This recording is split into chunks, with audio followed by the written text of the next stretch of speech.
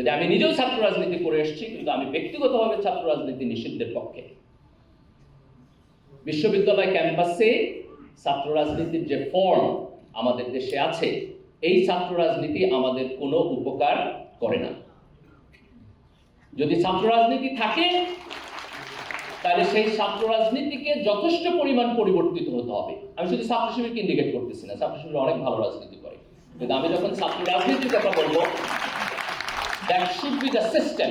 ছাত্রলীগ, ছাত্র দল, ছাত্র শিবির সহ যারা বিশ্ববিদ্যালয়ে আছে তাদের সবার মিলে যে সিস্টেম, সেই সিস্টেম এই দেশের সাধারণ ছাত্রদের জন্য কমফোর্টেবল হতে হবে। একজন বিশ্ববিদ্যালয়ের ছাত্র বিশ্ববিদ্যালয়ে পড়তে যাচ্ছে, আপনি তাকে ফিজিক্যালি টর্চার করতেছেন, এইটা কোনো সভ্যতার সীমানার মধ্যে পড়তে পারে না। বিশ্ববিদ্যালয়ের একজন ছাত্রকে গেস্ট রুমে নিয়ে র‍্যাগ দেওয়া হবে, টর্চার করা হবে, এটা অসভ্যতা। এটা অসভ্যতা। বিশ্ববিদ্যালয়ে যে ছাত্র ভর্তি পরীক্ষা দিয়ে তার যোগ্যতার প্রমাণ দিয়ে বিশ্ববিদ্যালয়ে আসছে, হলের একটা সিটের জন্য তাকে ছাত্র নেতার পিছন পিছন ঘুরতে হবে, এটা কোনো নিয়ম হইতে পারে না। সাদিকের পিছনে ঘোরার প্রয়োজন নেই। আমরা ছাত্র শিবিরকে এই পর্যায়ে কখনোই দেখতে চাই না। আমরা বাংলাদেশের কোন ছাত্র সংগঠনকে এই পর্যায়ে দেখতে চাই না। এই দেশের বিশ্ববিদ্যালয় ক্যাম্পাসকে, শিক্ষাঙ্গনকে সাধারণ ছাত্রদের জন্য মর্যাদাপূর্ণ অবস্থানে রাখতে গিয়ে যদি ছাত্র শিবিরের রাজনৈতিক কর্মসূচিতে ছাড় দিতে হয়, টার্গেটে ছাড় দিতে হয়, তাহলে আমরা সেই ছাড় দেওয়ার পক্ষে। আমাদের কোনো হেজিটেশন থাকা উচিত না। বিশ্ববিদ্যালয় ক্যাম্পাস দখলদারিত্ব কইরা নিজের বীরত্ব দেখানোর জায়গা না। বীরত্ব দেখানোর জায়গা হচ্ছে আধিপত্য বিরোধী জায়গা। আধিপত্যবাদের বিপক্ষে যখন সংগ্রাম করব, আপনারা সেইখানে বীরত্ব দেখাবেন ইনশাআল্লাহ। নিজের দেশের নিজের ছাত্রদের উপরে এই বীরত্ব দেখানো ছাত্র রাজনীতির কর্তব্য না। তাহলে জুলাইয়ের অভ্যুত্থানের মধ্য দিয়ে আজকে বিশ্ববিদ্যালয় ক্যাম্পাসে আমরা একটা অসাধারণ পরিবেশ দেখেছি। কোনো ছাত্র নির্যাতন নিপীড়নের শিকার না, নিষ্পেষণের শিকার না। আমরা এমন কোন গণতান্ত্রিক প্রক্রিয়া দেখতে চাই না যার মধ্য দিয়ে ছাত্রলীগের ফ্যাসিবাদী রাজনীতির আবার রিকনস্ট্রাকশন হবে। ছাত্র রাজনীতির পরিবর্তনের পাশাপাশি আমাদের আগামী দিনে আমাদের শিক্ষা ব্যবস্থার পরিবর্তন প্রয়োজন।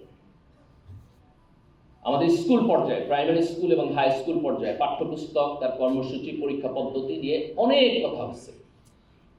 আমরা সরকারকে অনুরোধ করব, বর্তমান সরকার এবং এরপরে যে সরকার আসবে সেখানে আমাদের একটা বড় রাজনৈতিক এজেন্ডা হওয়া উচিত যে আমাদের শিক্ষা ব্যবস্থায় পাঠ্যপুস্তকের পরিবর্তন প্রয়োজন।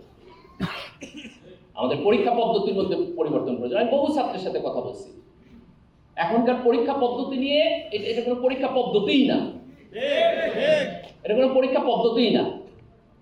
সৃজনশীল প্রশ্ন একাডেমিকলি ঠিক আছে, কিন্তু আপনি যদি তাকে প্রপারলি বাস্তবায়ন না করেন তাহলে এটা কোনো কাজের জিনিস না।